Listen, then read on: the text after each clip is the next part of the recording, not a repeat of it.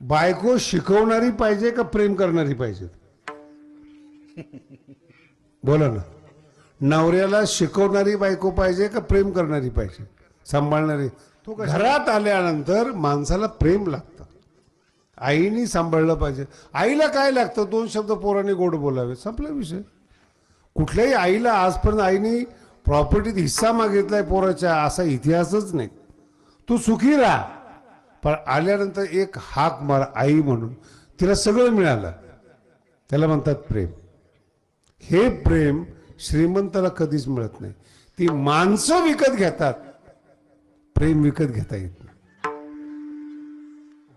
कामगाराचं काम आहे की काम करणं, प्रेम करणं नाही. 10,000 माणसं तुमच्या इथं काम करतात तुमच्या फॅक्टरीमध्ये. 10,000 माणसं कंपनीच्या मालकाला पैसे कमवून देत आहेत. नीट आहे का? प्रेम नाही देत. प्रेम शोधावं लागतं. पण ज्ञानोबरासाठी स्वतंत्र शब्द आहेत. वाढले अंतरी. हृदयाला ज्ञानाची गरज नाही आहे, हृदयाला प्रेमाची गरज आहे. किती अडाणीतली अडाणी बायको असू द्या, एक निष्ठन घराच्या बाहेर न जाणारी जर असली ना, नवरा तिला सांभाळून घेतो. अति देखणी आणि हुशार आहेत पण घरात थांबत नाहीत. टेन्शन येईल का नाही नवऱ्याला? ज्ञानेश्वरीत ओव्या ह्या ज्या मी तुम्हाला सांगतोय, फक्त तुम्हाला मराठीतून त्या ओव्या सांगतोय. माणसं प्रेमळ पाहिजेत, मग सुख वाढतं. आणि प्रेम सुखाची चव वेगळी. याच्यावर भागवत आहेत माझ्या एका शब्दावर. प्रेम सुख. भागवत म्हणजे काय? कृष्णाचं प्रेम आहे, राधेचं प्रेम आहे, प्रेमाचे संबंध आहेत. आणि भक्त म्हणजे काय? प्रेमाचा संबंध आहे. प्रेम सुख देई, प्रेम सुख देई. ते प्रेम सुखाची चव आहे ना, फार वेगळी असते. मुलगा रडत असला ना, तुम्हाला आता नवीन एक संशोधन निघालेलं आहे, ते आईलाच कळतं. ते मूल 9 महिने 9 दिवस पोटामध्ये असतं. नीट ऐका बरं का, खूप छान विषय आहे. 9 महिने 9 दिवस पोटामध्ये मुलं असतं. एकदम ते बाहेर येतं. ते बाहेर आल्यानंतर ते ओरडतं. तुम्हाला कल्पना याचा अर्थ काय होतो? आईशी 9 महिने 9 दिवस नाळीला जोडलेलं होतं. ते एकदम अशा जगामध्ये आलं ते की त्याला ते समजेना म्हणून रडायला सुरुवात केली त्याने. मग सायन्स काय सांगतं तुम्ही बघा. आत्ताचे जे नवीन मुलींच्या डिलिव्हरी झालेल्या ते त्यांचे बघा, ते डिलिव्हरी झाल्याबरोबर ते म्हणजे छातीला मूल लावतात आणि त्याचं रडणं बंद होतं.